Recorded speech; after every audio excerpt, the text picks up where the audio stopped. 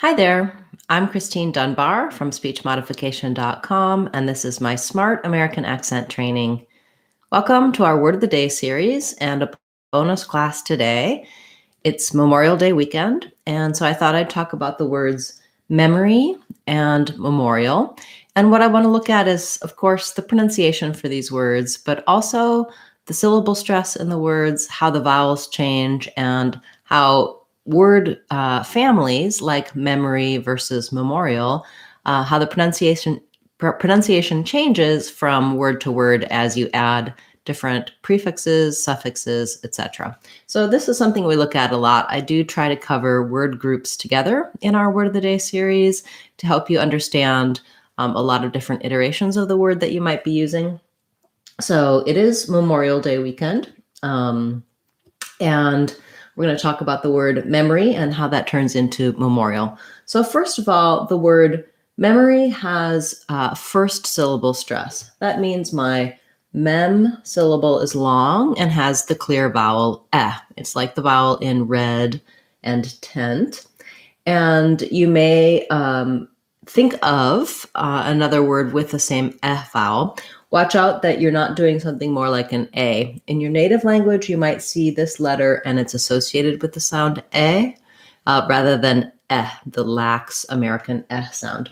You can get more help for all of the vowels and all of the sounds of English in our Sounds of English course on speechmodification.com. Know how they're spelled, pronounced, and what accent error patterns to watch out for. Then we have the letter O in memory. Sounds like a schwa, so it's an sound. Even though it's spelled with letter O, we don't do anything rounded or O-like. Memory, not memory. Memory. And then our letter Y says the tense E sound. Now, very often you may hear, rather than 3 syllables, memory, that people, native speakers may reduce this word to sound more like memory, in which case they just get rid of that middle syllable they go right from the M, the second M of mem, into the R of re, memory. I have no memory of it. That's my memory. I have many memories. So you can hear I did a mix of some with 3 syllables, some with 2 syllables.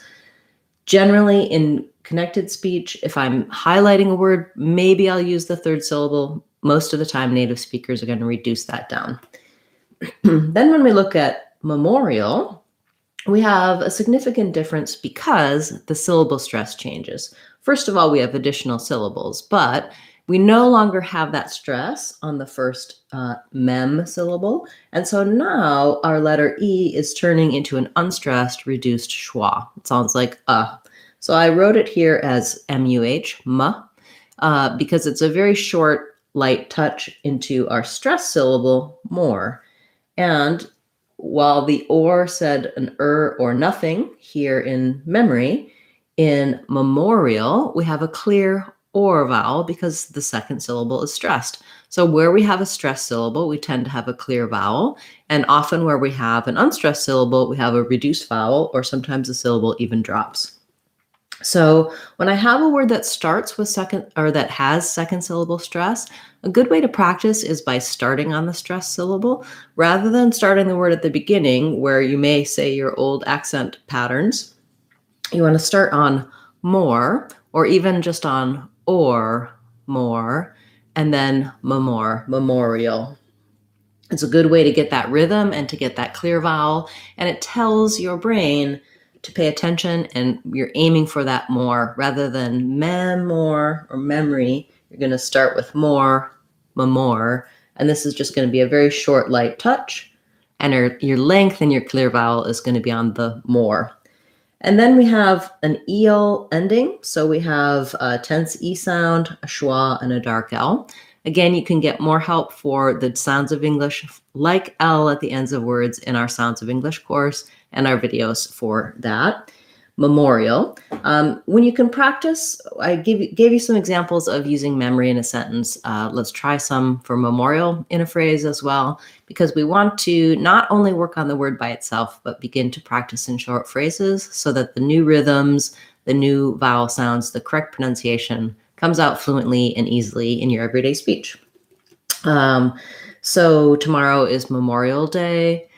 They're having a memorial for her next week. The memorial was very poignant. Okay, if you have questions about the definitions for these words, you can check out our Word of the Day free online course. It has these videos as well as definitions for the words. That course is free, and all of our courses are either free or under $2, and you can get them on speechmodification.com. I'll be back again later today with our regularly scheduled Word of the Day class, and we'll have our members class this morning. Those of you who haven't yet checked out channel membership, you can join as a channel member and get some extra perks, including an extra weekly live class, and members can ask their questions throughout the week and get an answer on Sundays in the live class, or they can watch it as a replay. Thank you for joining me on this Memorial Day weekend. Do feel free to leave your comments and questions in the comments. If you have a request for a word for our Word of the Day series, leave that as well, and I'll cover it in a future class. I'll be back again later today and tomorrow with our Word of the Day classes, as well as on Friday. We'll have our live question and answer class that's open to everyone. You can attend that class live, ask your questions in the comments, and I will answer them for you. Thanks everyone for all of the comments, questions, and support. I really appreciate it. I'm Christine Dunbar from speechmodification.com. Have a wonderful Memorial Day weekend. And remember, if you want to sound like a native speaker, you can do it. speechmodification.com. Bye, everyone. Hope to see you again soon.